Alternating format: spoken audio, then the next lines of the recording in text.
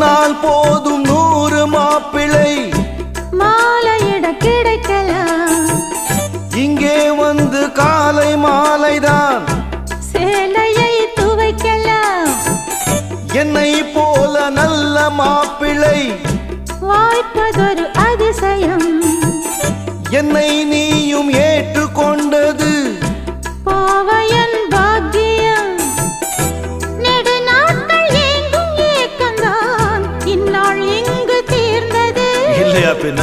மங்கை செய்த பூர்வ புண்ணியம் மன்னன் வந்து சேர்ந்தது.